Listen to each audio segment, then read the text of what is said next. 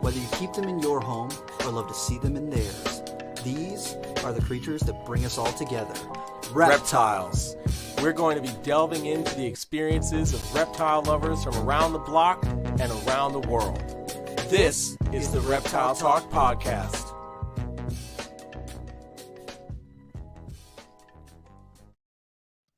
Boom! What is going on, everybody? This is Jeremy Turgeon from Brassman Reptiles. Robin, I'm keeping it real. Hey, what is up, everybody? I know there's a bunch of people already in the chat. Thank y'all for being here.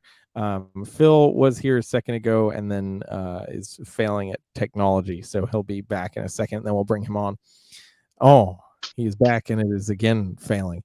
Technical difficulties. But anyway, we'll get it figured out and we'll get Phil in here. So yes, everybody that is here, thank you so much for being here. We'll get Phil on in just a second. We definitely appreciate everybody jumping on.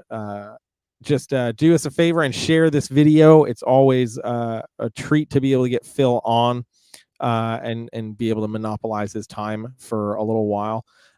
So please just share that, and let's get as many people in here as possible. And as always,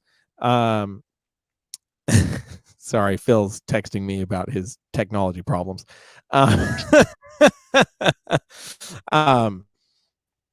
As always, whenever we have Phil on, any super chat that come in on this episode will be donated to USARK. So please feel free to send those super chats or take whatever you would be sending a super chat and donate it directly to USARK. Yeah, either way. I'm going to text Phil back. Oh no.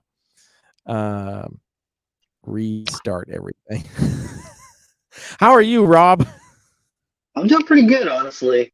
I got a couple weeks until babies start hatching out. I got one more female who had a pre-lay shed, so I'm in it right now. This is the tough part, waiting until everything hatches out.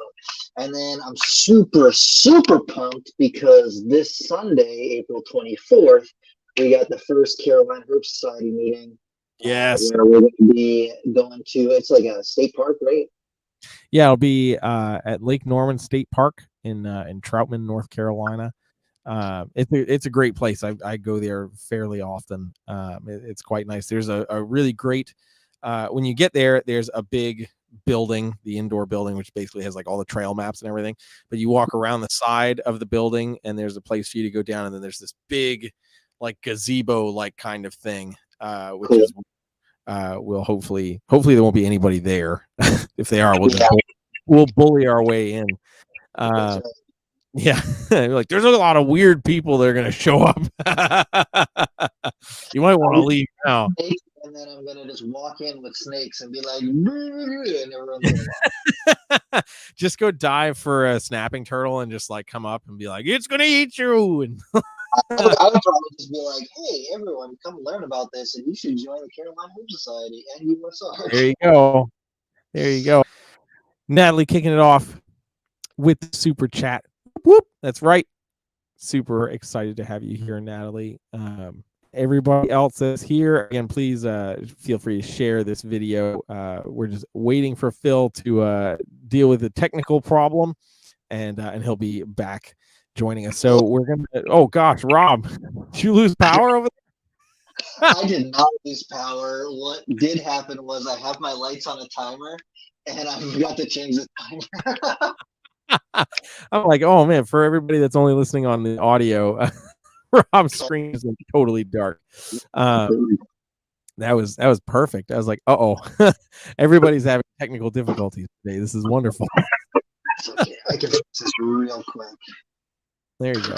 It's at least Rob's technical difficulty was planned. So it wasn't a technical difficulty. Fan, we got Jerry. Jerry's in the house. Just chat here. Appreciate it, man. Definitely appreciate your support through all of the platforms, my friend. Yeah, sorry, I'm paying attention to the little square that is supposed to be Phil that just says not connected. Oh man, it's not like we haven't done this before or anything. That's what happens when you live in the Midwest. So, for everybody that might not be aware, I just got back from Michigan on Sunday. I was visiting Mr. Brian Barczyk, and great time with him. But I made that drive, which honestly is not terrible. It's about 9.5 hours. So it's a drive for sure, but it's not terrible compared to like when we did Tinley, Rob, and it was like 16.5 hours from New Hampshire. Hours, hard labor. That was rough. Yeah, that was definitely super rough. So this one was not that bad. But I have to drive the entire height of Ohio. And talking about it, I'm already yawning. It's if you've ever driven through the state of Ohio, it's like there's 10 minutes of like, oh, this is civilization. This is, normal, to very quickly nothing but cornfields and cattle and tractor supplies that are the size of Walmart's. Yeah. Which was both impressive and very frightening at the same time. Yeah, I was just looking at how far it is if I wanted to drive to Tinley from where I'm at right now. And it's 13 hours. It's still over 10, which is cool. But I just put in my time off for Daytona and for Tinley, so those will both be happening. Hey. October Tinley and then the Daytona Reptile Expo. And I'm trying, for Daytona, I put in for a full week off so that I can go to Gatorland and do some extra stuff, do some herping, and really get more out of it. Because last year, I flew in the day on Friday setup day, got there while people were setting up, and then had to leave like almost right after the expo. Yeah. Oof. Yeah, no, we don't want to do that. I gotta figure all that out with you, because I want to also hit Gatorland and do some stuff with Savannah and stuff. So we gotta figure that out. Phil is here. He learned how to technology. Woohoo! Let's get Phil in here, and we'll get our update on how to use a computer. Rude. Now I know why I always come back. Oh boy.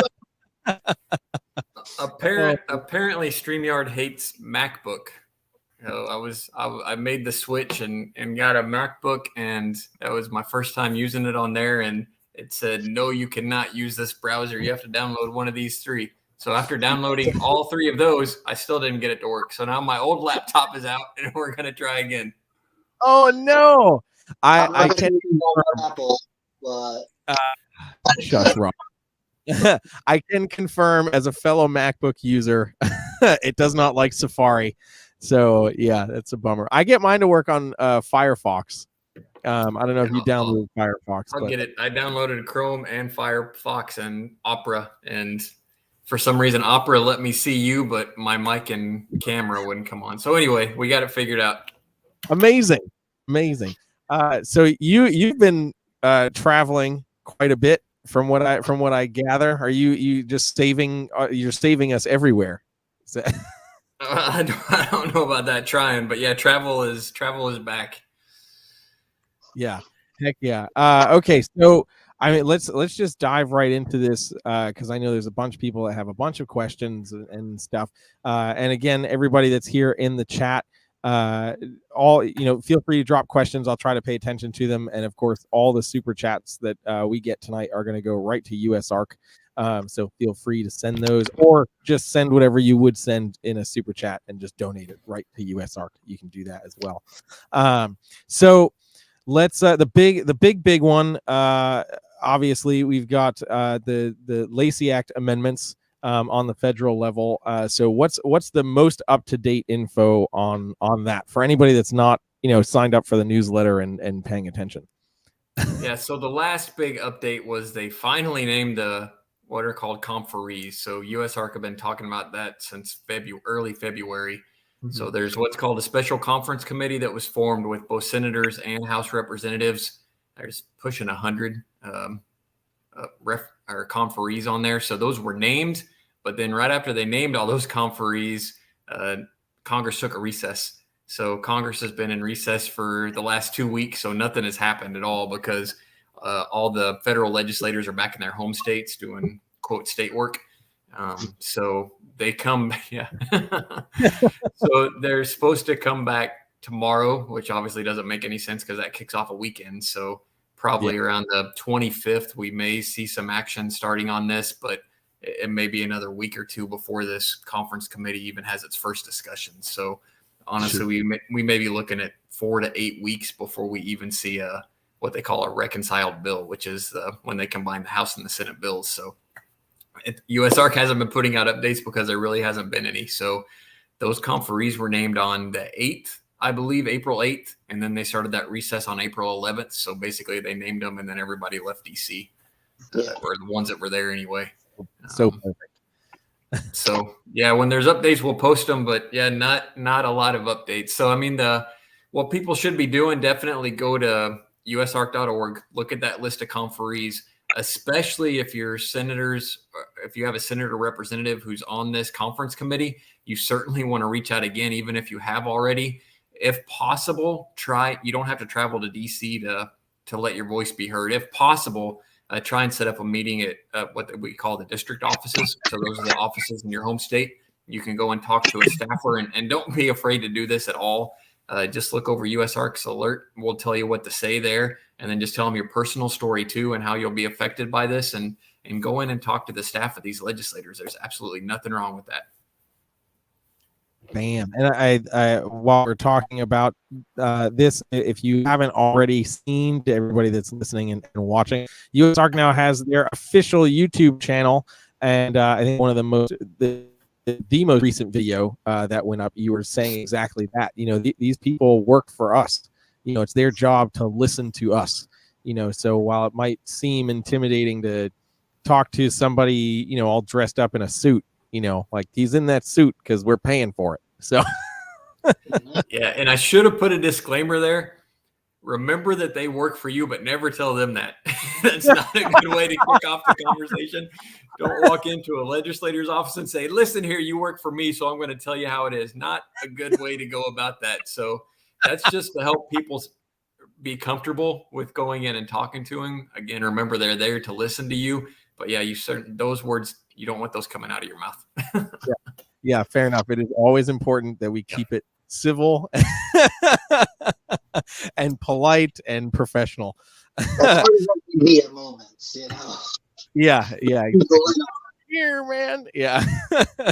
All right. Before we go on to the next thing, Jen Davis is in the house. Drop a super chat. Keep kicking ass. That's right. Phil kicks all the ass for us. So. we're trying. That would be nice after all of the ass has been kicked. Absolutely. So I think this next big thing has, we've been really pushing this to the forefront a lot, and that's what's going on in Florida with FWC and this potential proposed safe list or white list that FWC is proposing. It goes far past reptiles. Not everything that's non-native is what it sounds like. So I know they just had a tag meeting. Is it last week? Yep. And then the next meeting is May 3rd and 4th in Gainesville. No. That's a commission meeting that's coming up. May. Yeah. So the tag is the technical assistance group that a couple dozen stakeholders are invited to. So yeah, a little bit different. We have those quarterly, and then the commission meeting will be big because people can go and talk directly to the FWC commissioners about what's going on. Perfect. Thank you for clarifying that. That's my bad. So what's where did all of this come from? Because it sounds like a lot of people are kind of like, this came out of nowhere. Like, what the heck is going on? So is there a little bit more of an extended timeline that we don't know about, or did it really just kind of pop up out of the blue? Yeah, it came out of the blue, and we have no details. So people should not be freaking out yet. It's not going to do any good. We have no idea when FWC is going to announce this. We don't know if they're working on it. All there was at the beginning of that tag meeting, FWC staff let out one line that there was a directive from the commissioners to discuss a safe list. So that's all the details we have right now. So there's no proposed safe list, which that's the term they're using. Usually we call it a white list, which are species that are allowed to be kept. So again, FWC is apparently going to coin it a safe list, but it could be a year from now. It could be 3 years from now. It could be 3 months. We have no idea on what's going on, when they're going to, get heavier into the discussion on it. It was just thrown out there, and then that was the end of it for that tag meeting. Okay. Yeah, that's really intimidating for a lot of people because there is so much of the reptile hobby that goes through Florida, and there are a decent amount of people who live in Florida that could be affected by this, right?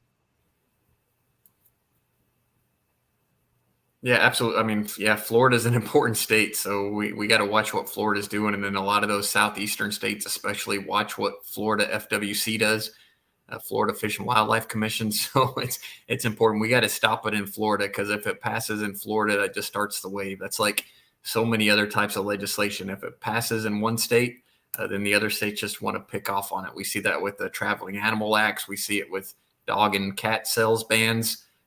We see it with all kinds of things. Once a group or an agency gets that foothold in one state, other states are watching what they're doing. Yeah. Yeah, 100%.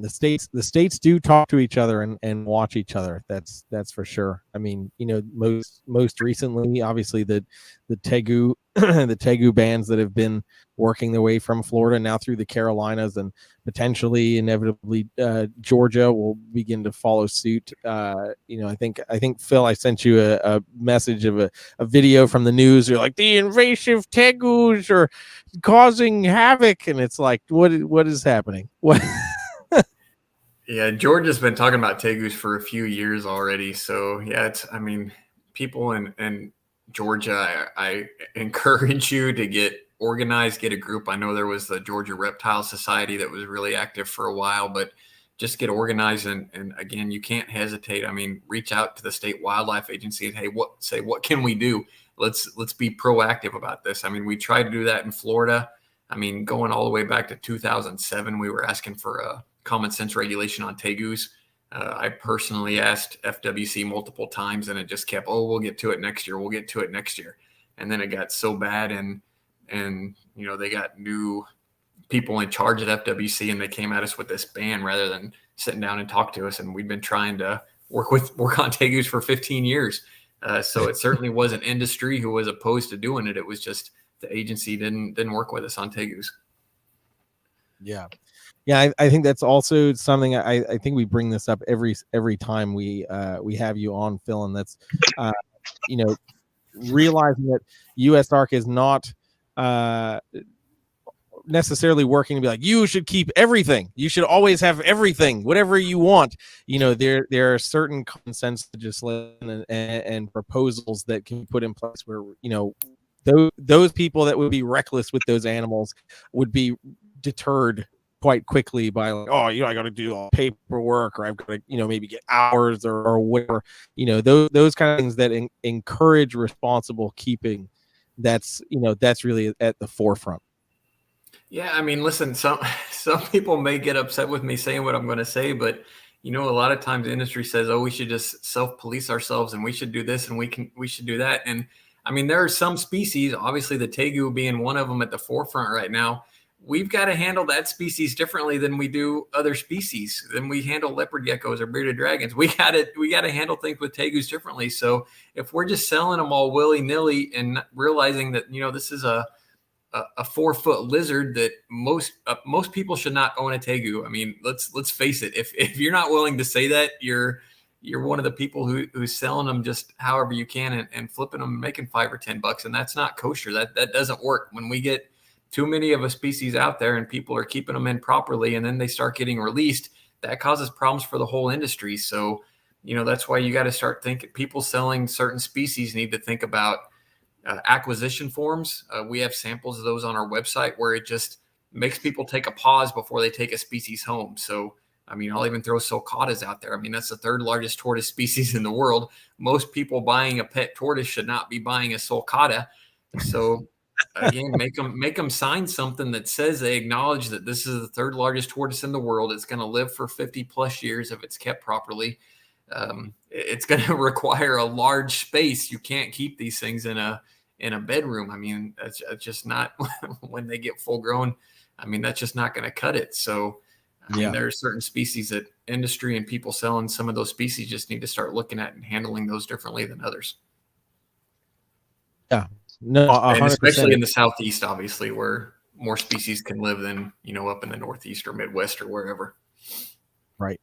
Right. No, it's absolutely right, man. I mean, we have to go into the next level of thinking, especially as we're seeing all these things pop up. I mean, if we don't, then we're not helping ourselves. Then we're certainly not helping the future of the industry, continue. Yeah, Tim over at Intrepid Exotics, sulcatas are wall destroying beasts. They will mess up your drywall. That is for certain. Yeah, 100%. And just so nobody spins what I just said there, I am totally not saying that there are not a whole lot of people who can keep reticulated pythons or tegus or sulcatas. There certainly are. We understand their husbandry well. Responsible keepers can certainly have those animals, but again, when there's too many of them out there and people are buying, baby retics or baby berms or baby sulcatas or baby tegus, even baby iguanas, and not realizing what they're getting into, again, I mean, we got to start explaining that, the species that they get bigger and require, a little bit more care. We need to make sure we're telling people that, so they at least impulse buying is not kosher.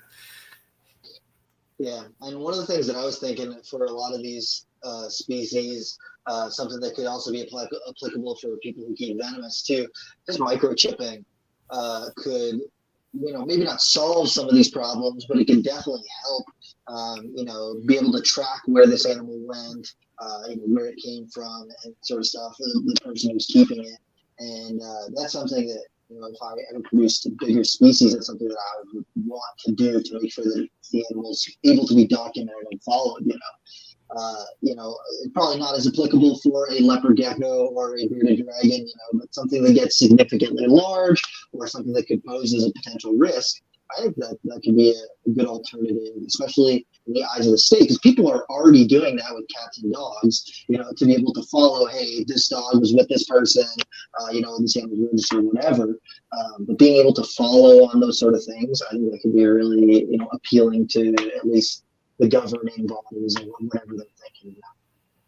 Yeah, that is something we've seen. I mean, Florida required that for their conditional species, which then, 2 years ago, they went ahead and listed those as prohibited instead of conditional. But, that was a requirement. And that way, if an enforcement officer came to do an inspection and scanned your animals and there was a microchip number missing, obviously that tells that inspector that you had an animal get loose or it escaped.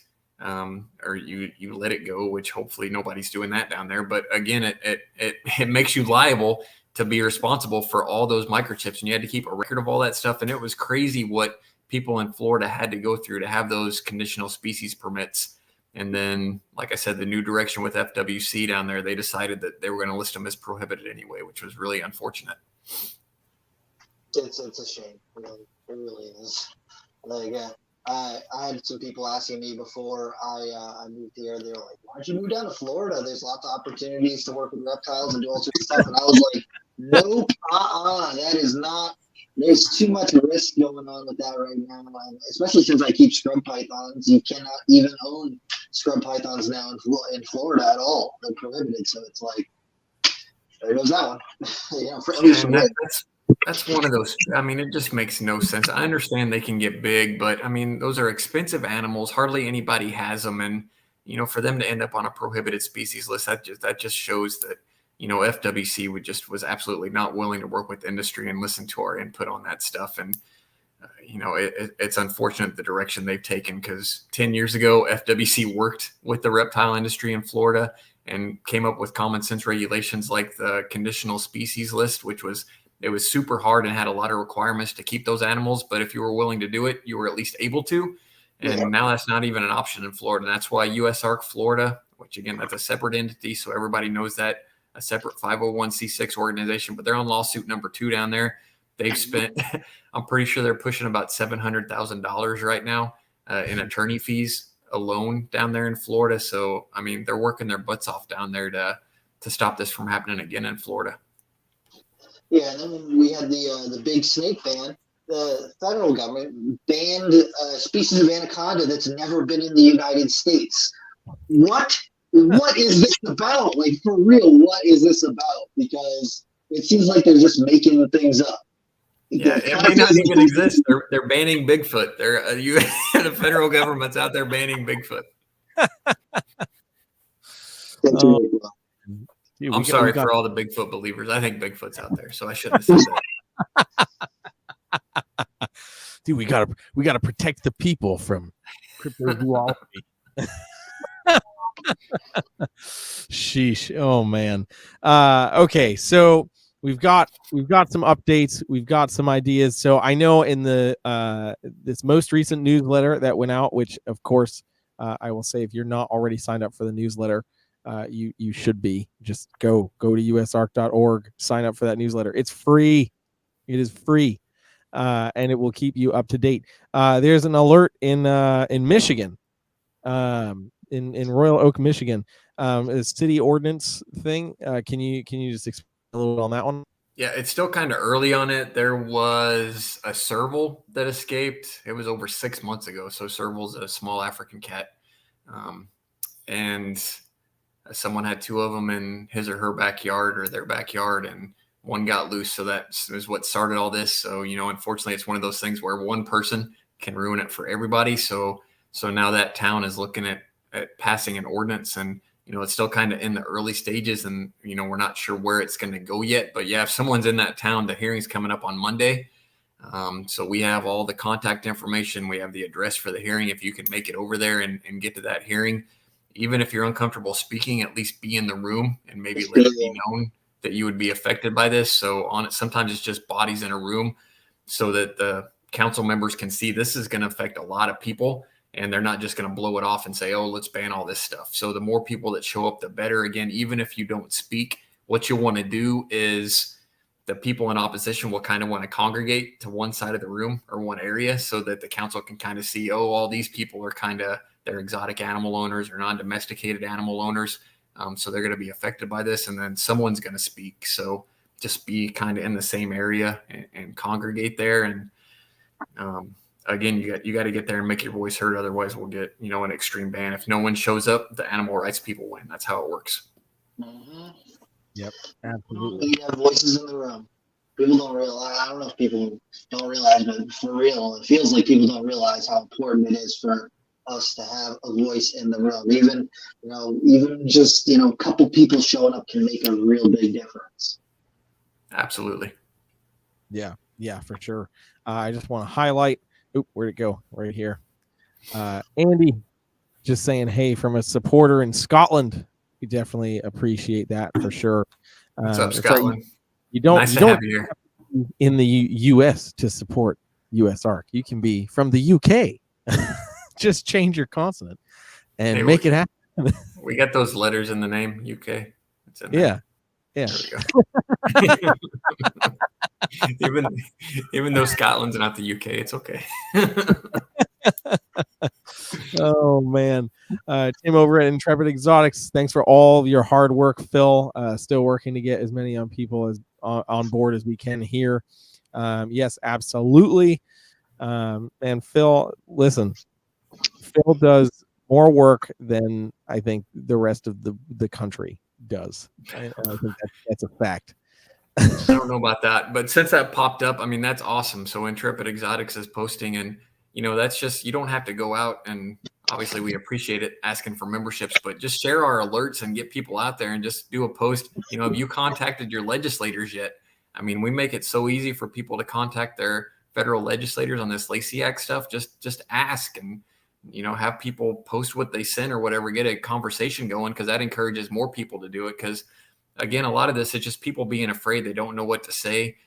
Even though USARK puts out there what to say, when they see someone they know who has already done it, that will encourage more people to get involved. And, it takes a lot of voices at the federal level. Again, if we got 2,000 or 3,000 or 4,000 people talking, that's not going to cut it. We need tens to hundreds of thousands of people, so that then they'll want to listen to USARK when we're in the room with them. Yeah, 100%.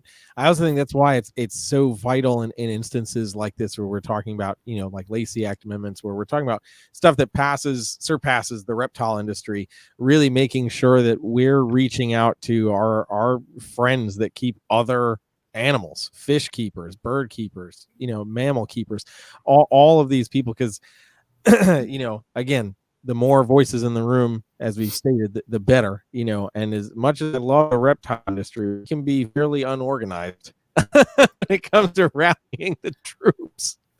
That's just people in general. Let's throw that out there, True. That is true. Yeah. Yeah. But yeah, so just reaching out to as many people as possible, making them aware, because at some point it's going to affect somebody else. If it's not going to affect them right now, who knows? The next serval, leads to the next Burmese python ban or something. You never know. You just never. Well, the thing is, a lot of times when these things pop up and it happens with one type of exotic animal, the lawmakers just go, oh, it's exotic, and they just put the blanket term exotic on there, when exotic under the law can be interpreted as anything that's not domesticated. So basically all your reptiles, almost all your fish, birds, lots of these things that people very commonly keep as pets are not domesticated, and they're not like our native wildlife. So when they do a ban because of something that is, they just go, oh, it's an exotic snake or exotic, whatever. The regulations are not carefully worded. They're not thought out. So they blanket ban, or they try to blanket ban this huge group of things. And it's like, it might not be what they intended, but it is, a consequence that we would all have to deal with if it does pass. Yeah, I hope people just listen to what Rob just said. So this Royal Oak, Michigan is a perfect example. It was a serval. It was a mammal. It was a cat. And what that led to was an investigation into all exotic and all non-domesticated animals. So even though it wasn't even a reptile that got loose, that brought reptiles in the conversation. If you go and read the article on that Michigan alert, again, it mentions reptiles specifically, and this was a cat that got loose. So it doesn't matter what type of exotic or non-domesticated animal it is, it brings everything into the fold. Yeah. Yep. Absolutely. Absolutely.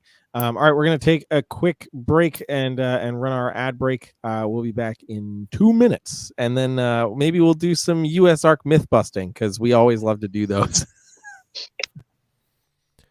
Black Box Cages, located in Buford, Georgia, is your one-stop shop for all of your caging and rack needs. Owners Jen and Clint are at the helm of this fantastic company. With one of the shortest lead times in cage and rack manufacturing, Black Box can satisfy anyone's needs, from baby racks to V70s, arboreal and terrestrial caging to deep-fronted bioactive enclosures. You can find everything you need right here. New enclosure sizes and products are added frequently to their availability, so be sure to check back often. Black Box Cages have tons of customizing options for lighting and heating.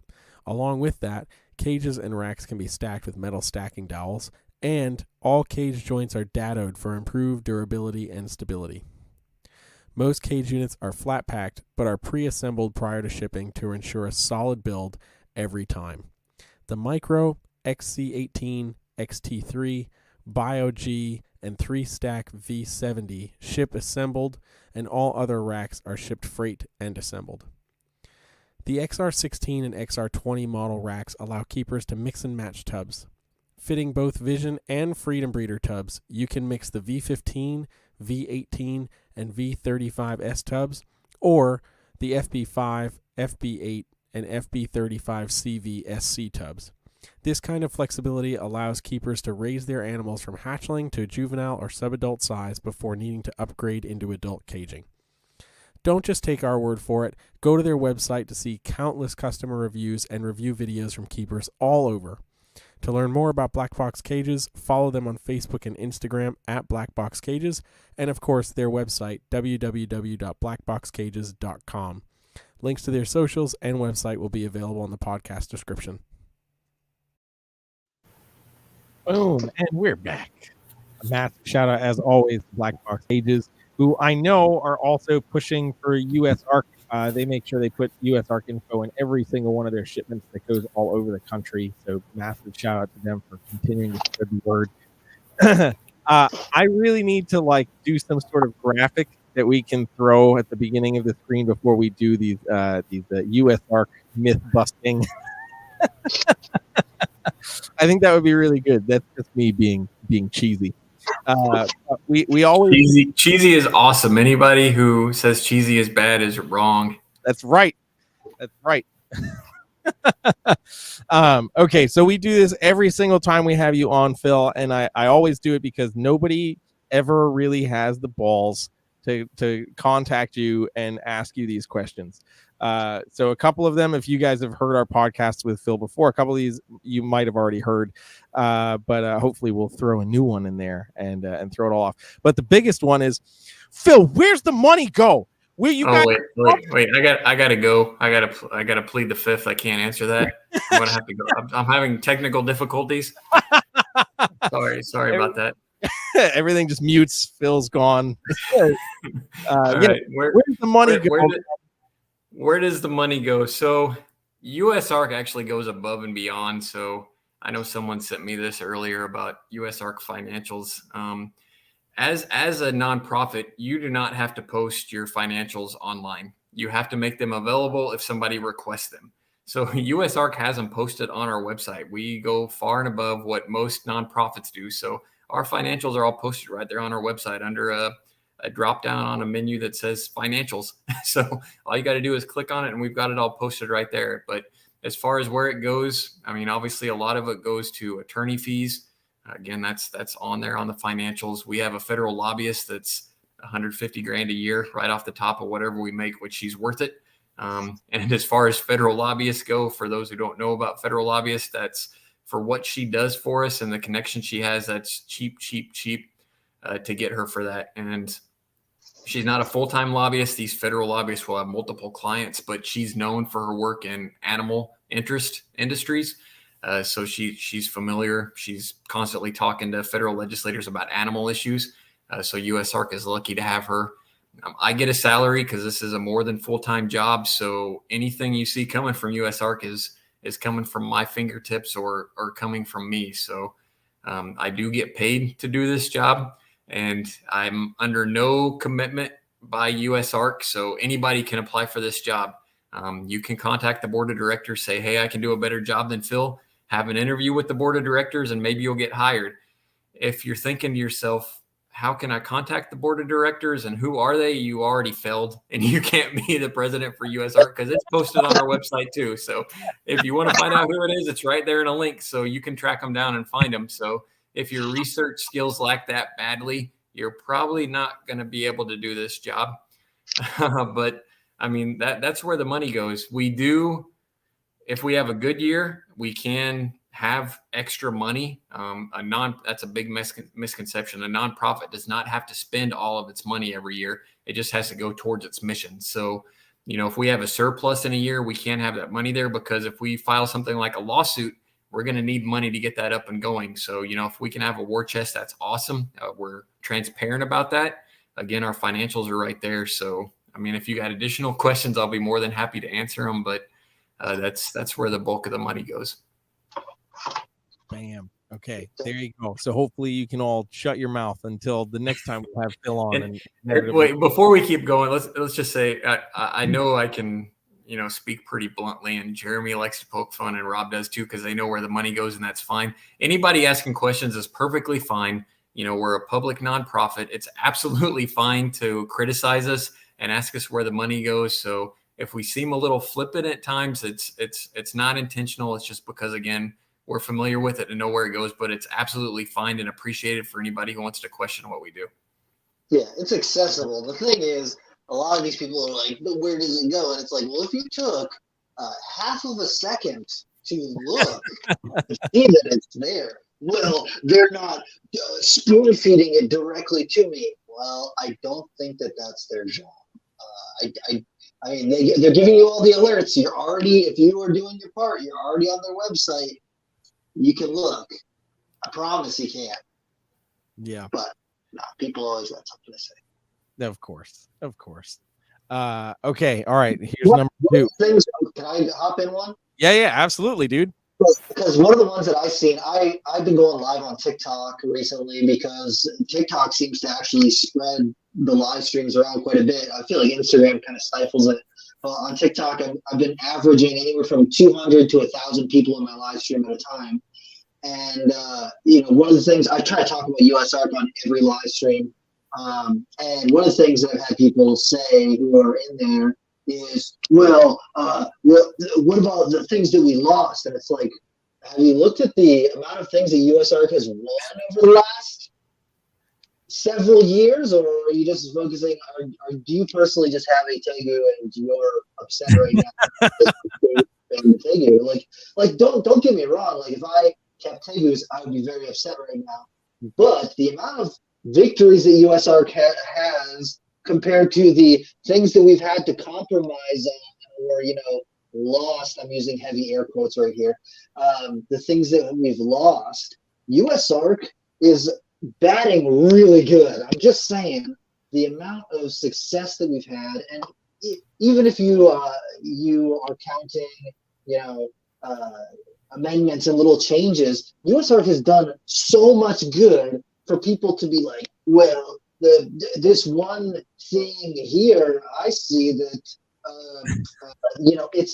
it's like, what are you really complaining about here? Because I'm pretty sure you still shop at Walmart, even though they support all of these companies that are ruining the rainforest and destroying all of these natural habitats. I'm sure that you still go there. But USARK was actually doing amazing things for our hobby and for these creatures, our ability to enjoy these creatures in our lives. You're going to sit here and criticize them? Really? That's what you're going to draw the line on right now? Yeah. What is we try and we're not perfect. And unfortunately, it is our losses have piled up. They've all been in the last 3 years. I mean, over the last 9 years, we've won 90% plus of the stuff that we've got engaged in. I mean, what baseball player do you know who bats 900? I mean, that doesn't happen. So, I mean, sometimes we strike out, but I mean, we get in there, we make people aware of stuff. We do our darndest to get everybody engaged and working. And at some point, once, unfortunately, in some states, it takes a loss or two. We're seeing it in Florida now. It took a loss or two before people said, oh, we better start doing something. I mean, USARK Florida was doing the work. I was down there working with them.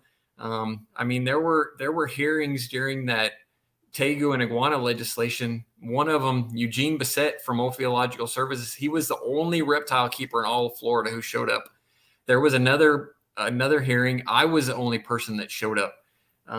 So, I mean, I understand people are upset, but with the limited resources that both those groups have, we can't go at it like some of these animal rights groups are getting tens of millions of dollars a year. We just can't. We can't have full-time lobbyists in every state. And unfortunately, it takes a lot of grassroots efforts to win some of these. And you guys have both seen it. When there's a hearing room full of opposition, we win. But when you go to a hearing room and I'm the only guy standing there, or Eugene's the only guy standing there, they blow you off. So, I mean, it takes more than one person showing up at some of this stuff. That's how it is. Yeah, and I try to explain that whenever I'm doing these lives and talking to people, but some people, they got their blinders on. They really are just set in their ways. And it's really unfortunate because we would like to extend out a hand and say, hey, look, we can work together. We can show up. We can change this. Even if you don't like USARK, show up to the meetings. Are you showing up to the meetings? Are you actually doing your part, or are you just talking smack on the internet? Because, Phil can attest. He's seen me at a bunch of meetings. I try and show up whenever I can. I think that I've sat in on 6 or 7 different states hearings, and not even all of them I've been a resident of that state. It's still important that we show up and do our part. And a lot of these people, they just want to have something to talk about, and it's a lot easier for them to hate and just say, well, I don't see the evidence, than to actually look for the evidence, which is kind of sad.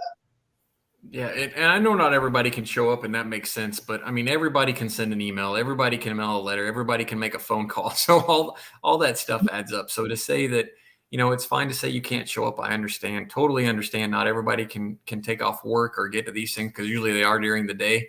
And when you're in like downtown Boston, it's a pain in the butt to get to those places. I think both you guys were at that one, though. Yeah. So totally understand. But you guys also saw that room was over capacity. We were out in the hallway. And we even had a co-sponsor of that bill said, I'm pulling my co-sponsorship of this bill because you guys told me about what's going on. So she had been misled by the animal rights groups, and she pulled her co-sponsorship right there at the hearing, which was, it's incredible to see, but you got to put in the work. And like I said, USARK does everything we can, but I mean, most years we're not even bringing in $500,000, which sounds like a whole lot of money.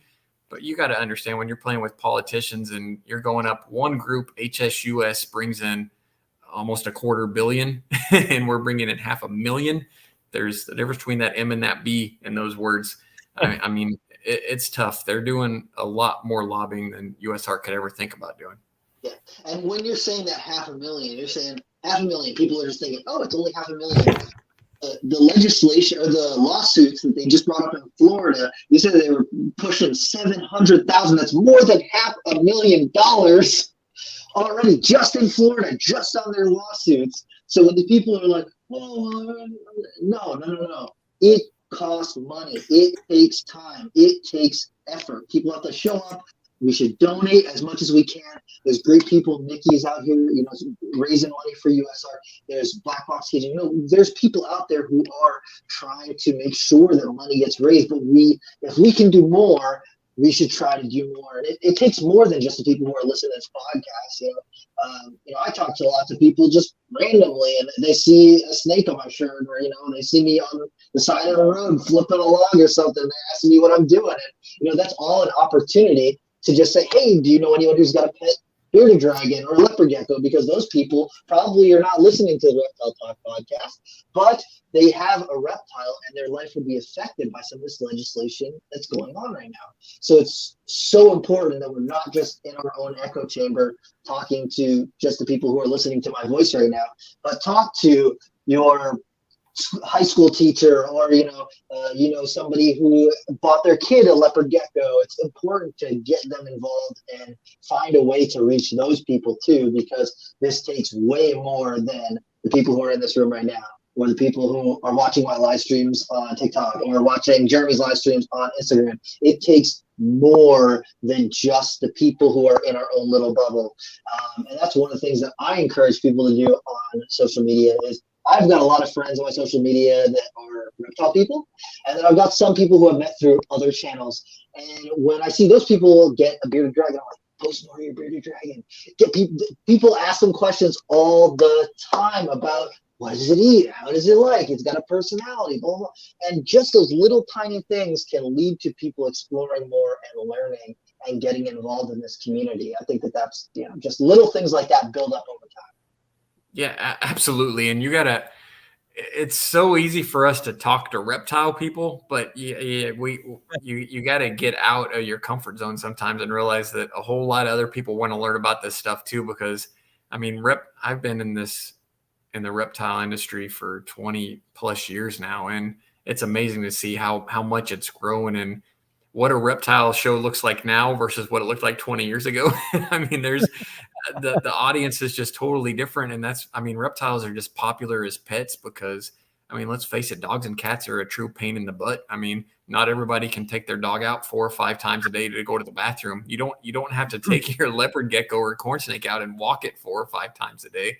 And especially with snakes, I'm not going to say you don't have to take care of them properly, but let's be real. Taking care of a corn snake or ball python is far less hours per week than taking care of a dog or a cat. So, and people living in apartments and the urbanization of America, because people don't have yards anymore. Reptiles have just taken off. In the last 20 and then even more in the last 10 years. So they're popular and there's a reason for it. And it's great to see. Yeah, absolutely. That's the key. We have to talk. We have to have those conversations. And I was just talking about that with Mr. Bacek the other day, when we're talking about if you are on social media, and the vast majority of the people on your social media are just reptile people. So all you see is reptile content all the time. You have a very skewed understanding, unless you know. Sorry, Rob. Unless you know what's actually happening. You have a very skewed understanding of how the world views what we do. Because exactly as Phil was just saying, that how the industry has changed and grown over the last 20 years is amazing. But if you see one, local news story about, a snake, somewhere, you look at the comments, there might be one person who's like, oh, that's a blah, blah, blah, and can tell you about that snake, to the 10 other people who are like, blah, snake, and like losing their mind. And it's like, that's more of the reality of how we're viewed. So being able to take advantage of those situations, somebody sees a snake on your shirt, or, why are you walking around with a superhero t-shirt on? That's really just Justin trying to be cool. Like having those conversations, that opens up the door for everything. Cause I see it popping up in the chat right now. Education is key. Education really is key. Okay. So here's another myth to throw at you, Phil. Yep. All you do, Phil, is sit there and write posts on Facebook and do Rattlesnake Fridays. What else do you do? I like Rattlesnake Fridays. I'm just going to say it.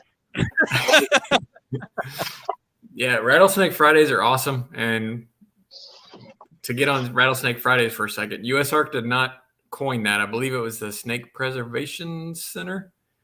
Geez, I should check that out first before I even say it. But we were not the originators of that, but I believe we've been doing it the longest. And every Friday for 9 years now, we've had a Rattlesnake Friday post. So you love those, yeah. Center for Snake Conservation. I think that's what it is. Someone check that out for me. But again, kudos to whoever came up with Rattlesnake Friday, and we've tried to keep it going.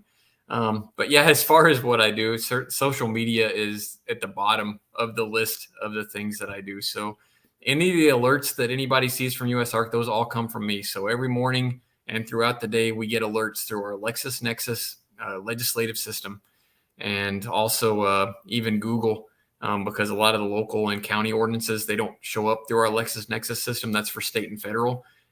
So even Google, we get alerts on. That's how we saw this Royal Oak, Michigan situation. So yeah, it's constantly all day just monitoring stuff. And then so on a typical day, especially January through May, I may pour through almost 200 emails, and I have to scan the alert systems from LexisNexis and see if it actually affects us. And then if it does, then I've got to produce the alert and all that. So all that is coming directly from me. So all the website updates, all the stuff that gets posted to the website is coming from me. So yeah, it's more than a little bit more than social media post. Any of the lobbying efforts, me flying down to Florida, I was just down there last week. I'm going this week for a big National Animal Interest Alliance conference, which is another important group to know. So yeah, there's a lot of travel involved. Pre-COVID, I was on the road over 100 nights a year.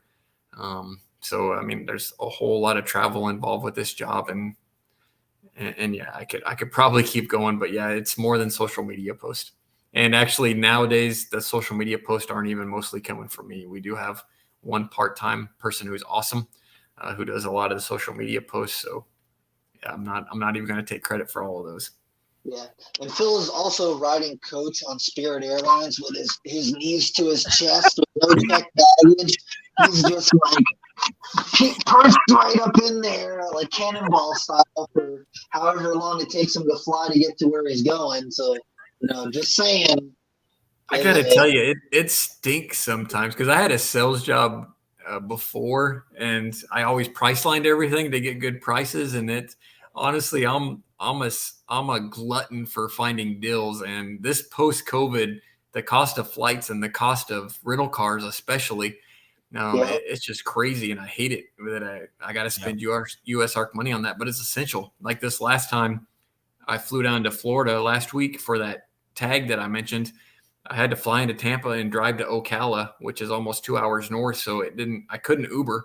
It didn't make sense to pay an Uber to drive me 2 hours and then 2 hours back to Tampa. So I had to get a rental car. But man, prices on some of this stuff are just unfortunately a little way higher than they were pre-COVID. Ridiculous. It's ridiculous is what it is. It's absolutely like off the charts. It's scary. Yeah, and that's a solid point as well. Going back to where's the money go? It's we're all dealing with the rising costs of everything from gas to raw building materials, rental cars, airfare, just travel in general.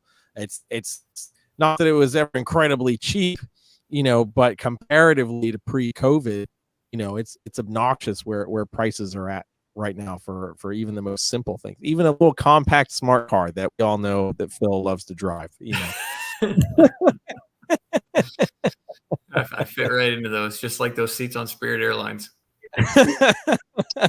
If there, listen, all I'm saying is if there is not a picture of Phil in a smart car blown up for October Tinley, it would be really sad. Oh my gosh. Okay. All right. Let's do one more myth, and then we'll be good because we're definitely rounding out our time, getting towards our hour mark. So this last myth is, this might be the new one. USARK only cares about the attention, and they're not actually doing anything outside of social media and posts on the website.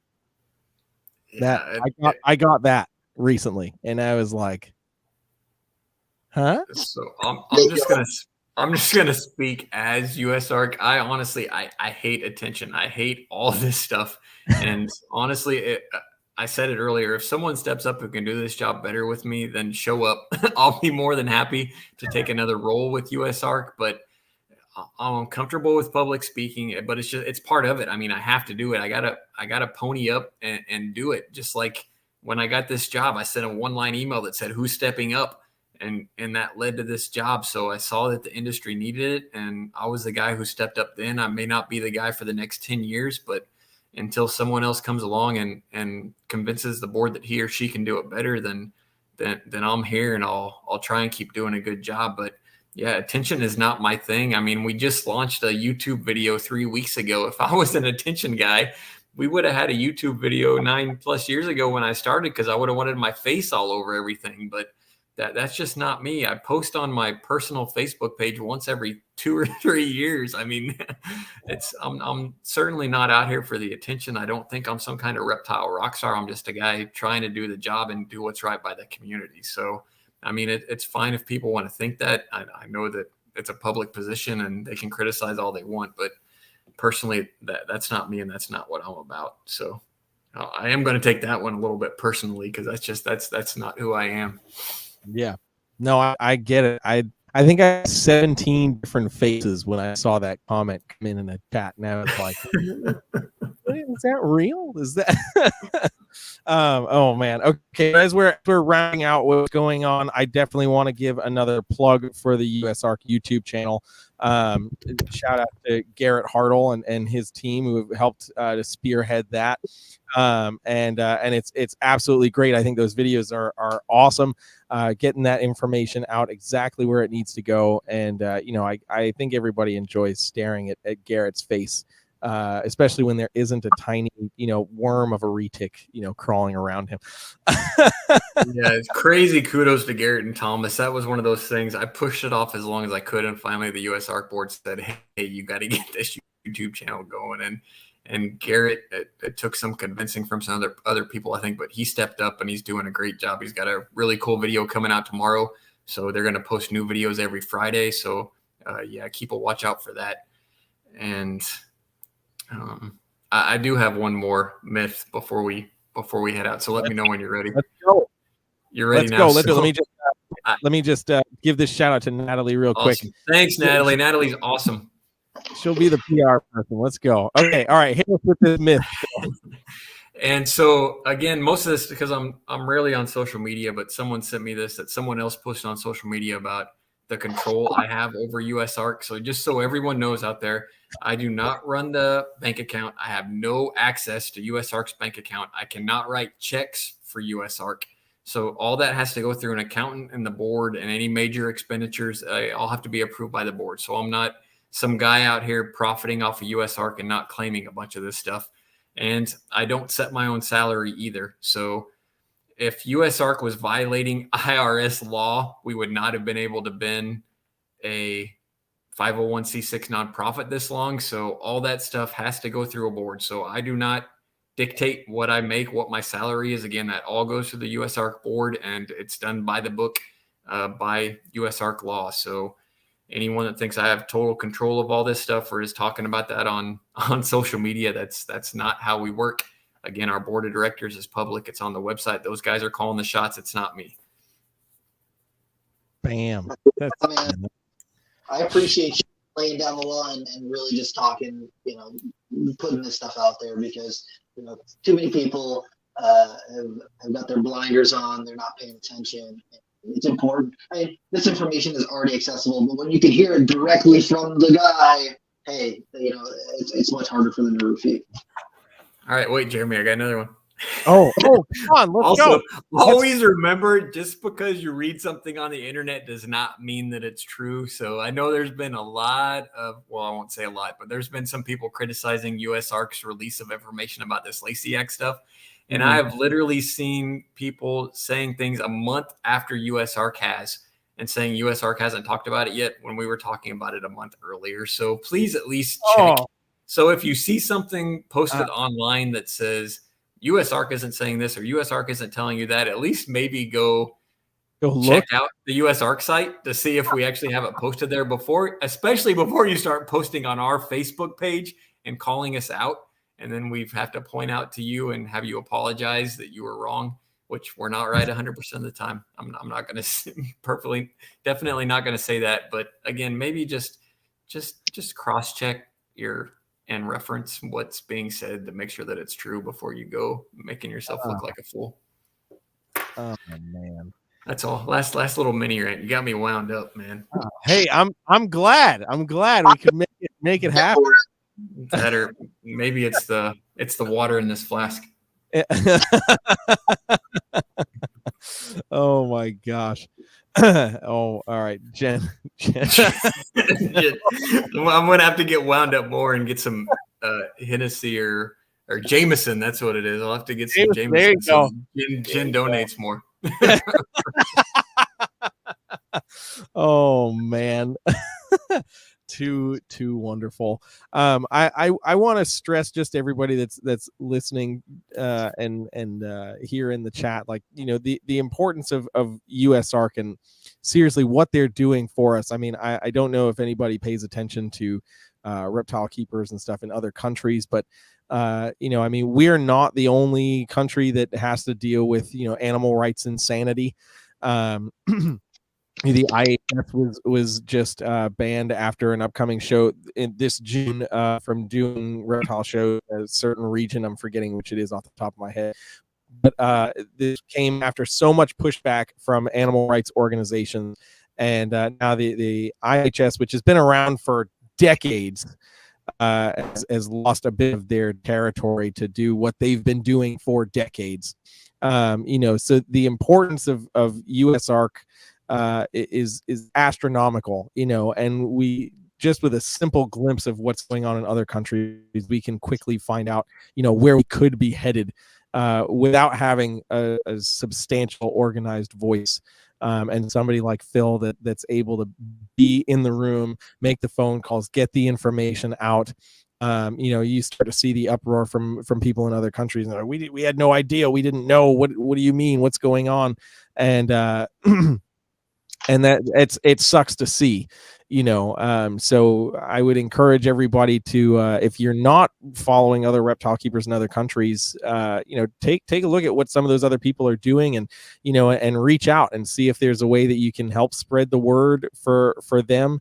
I think probably in the coming weeks, we'll probably be talking with Gavin from Balls to You out in the UK, to talk a little bit about the IHS issue and what's going on in the UK with some of their legislative stuff, because it's happening everywhere. So please, guys, just really understand that the value that USARK has for us, we would not be where we are now if it wasn't for what this organization has done since the very beginning, really. Yeah, I appreciate that, and that stinks. So, Chris Newman has a great post, which Chris Newman is an awesome guy over in the UK, and he's got a great post about what happened to the reptile show over there to IHS, and it's unfortunate. And one of those groups, World Animal Protection, has been trying to do the same thing over here in the US for years. So, and anybody who talks about reptile people in the reptile community being targeted by these animal rights groups, you're wrong. It is every animal. It is dogs, cats, reptiles, birds. It's farm animals. They're trying to end it all for us. And really, what people need to do even more than talk about USARK is talk about animal rights and HSUS and ASPCA and PETA. They're all the same groups. They all have the same agenda, unfortunately. And people need to realize, Humane Society of the United States hired someone who used to work for PETA, Ingrid Newkirk. And again, the writing is on the wall on where they're going, and they're attacking us all. So you need to support, whether it's a breed ban on dogs in your city or whatever it is. Again, they're just taking rungs off the ladder until they get to the top, and they're knocking us all off. So everybody's a target. So please, please, please realize what the animal rights groups are doing and who they actually are, because all of them aren't transparent as USARK is with what we're doing. So true. And I got to highlight this from Benny for Phil's JMO. That's awesome. I'll make sure the board of directors sees that so that I can take that $9.99 and apply it to my exactly. I'll throw in the extra money to make it for you. Oh my gosh. Oh man. All right, Phil. So you know the deal. We got to ask you the final wrap-up question here. So with everything going on and all of your wonderful travels protecting our asses, what in the realm of reptiles, sir, has you actually excited and not morbidly depressed about reptiles? I should have thought about this. Well, the biggest reptile show that I was recently at was Tinley, and it was crazy. So that's their March show, which they usually call their small show. So this is NARBC Tinley Park, Brian and Bob's show. And that Sunday at that show, which most people know 2-day shows and Sunday is usually almost dead, you couldn't even walk around that show on a Sunday. It was just crazy. That show has gotten so busy that they're selling tons of VIP tickets. Just people know how crazy it gets. So they're selling access on Friday and early on Saturday and Sunday. And to see a show that busy on Sunday was just, again, anybody who doesn't realize or doesn't accept that the reptile community is just growing, which there are a whole lot of reasons for it that we went into earlier, but that was just so cool to see a Sunday of a 2-day show being that busy, because that means that many people are jazzed about reptiles. And plus it means that people were there on Saturday and Sunday, which is, I'm not going to lie, I'm a total reptile geek. When I started, I've been to every NARBC since 2001. I missed one show since 2001. And the first time I went to that show, I got a regular ticket. I was there first thing in the morning on Saturday. I was there first thing in the morning on Sunday, and I was there all the time, both days. It's cool to see people that are that jazzed about reptiles and to see more people getting into it. It's cool. Hell yeah. Heck yeah. That's man. That is where it's at. I'm here for it. All right, Phil. So if people want to find out more about USARK, where do they go? USARK.org, USARK.org. Super easy. And make sure to check us out. We got social media all over. It's not super active all over, but now we got a YouTube channel. We got Facebook. We're on Twitter. We're on Instagram. So any social media platform you're on, we should be there.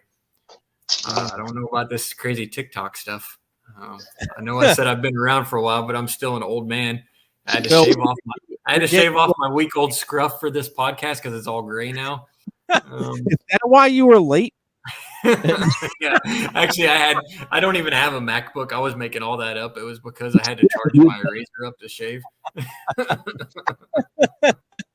Phil, I appreciate you coming on here. I know that the people who are watching and listening appreciate you coming on here Absolutely. and spreading some of this information. Thank you so much. We appreciate your time. Very, very much valued because I know that you're a very busy guy. Thank you, as always, for coming on here. Appreciate it a lot. Yeah, awesome. And thank you to you two. I know how much you guys talk about USARK and try and get awareness out there. So thank you to you two guys. We're trying, man. Yeah. We're trying. Bam. All right, guys. We will see you next week. I forgot who we're talking to, but stay tuned for the post. See you guys later. Thanks, everybody.